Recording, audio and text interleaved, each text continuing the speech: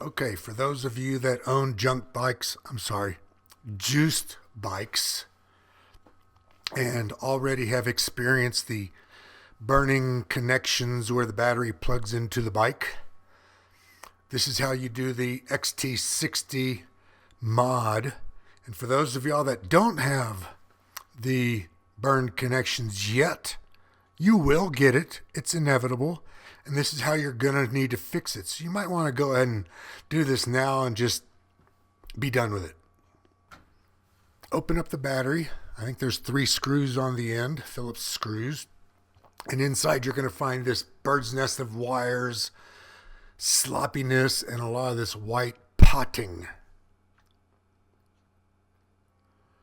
Remove the chrome nut that's holding the pin connector onto the little plastic thing and push it out the back until you get to this point here where you can hold the connector in your hand. At this point, it is very important that you double check to make sure that the battery is off. If it's on like this, you're going to be working on hot wires, 52 volts.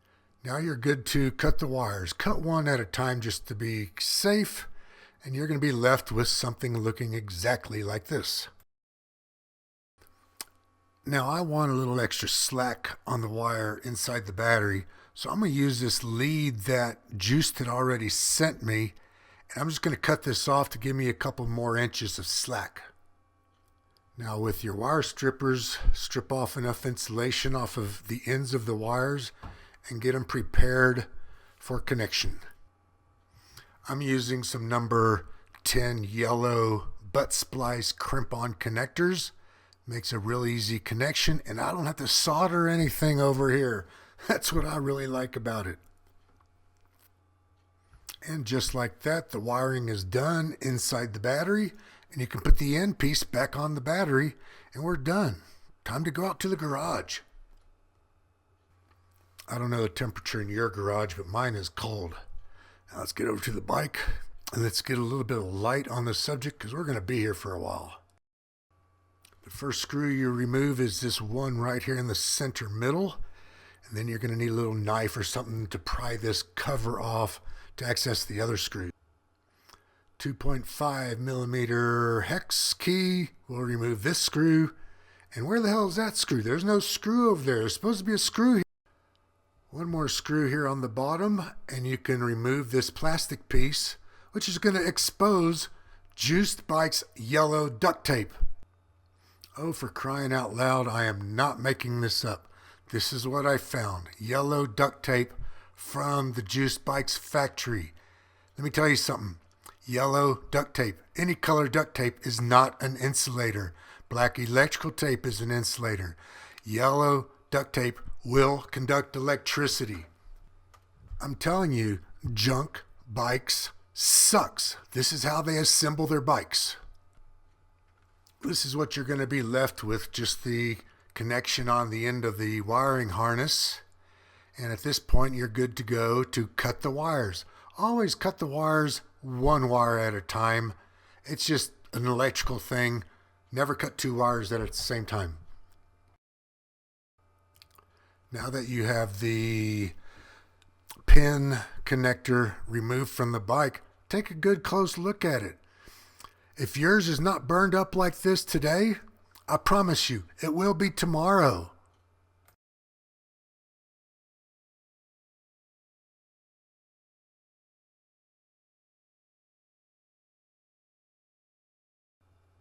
Now with your wire strippers, remove enough insulation so that the wire can properly insert into your XT60 connector. Don't forget to put the insulator on the wires before you start soldering. This time I like to do a test insertion to make sure I've got enough insulation, not too much, not too little, into my XT60 connectors. I have a good memory, but it's short. So at this point, I'm taking my Sharpie and I'm marking the side of the XT60 connector that is the black wire. I just want to make sure I don't forget. Now I take the time to pre-tin, put solder on the ends of the wires. At this point, I like to put another connector onto the end of this. It acts as a heat sink when I'm soldering and putting the heat on that gold-plated connector.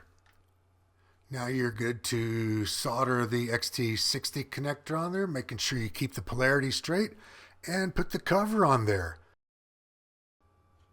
At this point, I proceed to put the plastic piece, which is the locking mechanism for the battery, back on the frame, and to put in a missing screw.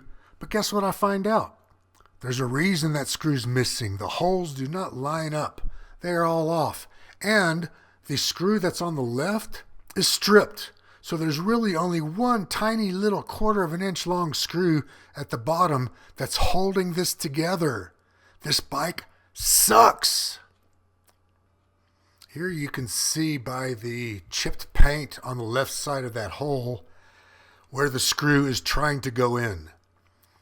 It doesn't fit. It's not lined up. The tolerances on this whole mechanism here is fucked. Now I know a screw will go in there because I can get a screw in there. So I guess I gotta remount the plastic so that hopefully this will line up. Now to resolve the problem with the left screw being stripped out, if I squeeze on the hole, it allows the screw to go in nice and tight. Now let's put it back together. Starting with the screw on the bottom, which is and was the only screw holding the top of the battery locking mechanism on the frame. Remember, I was missing a screw on the right and the one on the left was stripped. Well, after about an hour of messing with this, I have been able to obtain 3 screws properly seated, torqued down nice and tight. No reason to put a Velcro strap around the battery to keep this from falling off the frame. Juiced bikes sucks. Don't buy one of these pieces of shit. And this is what you're left with.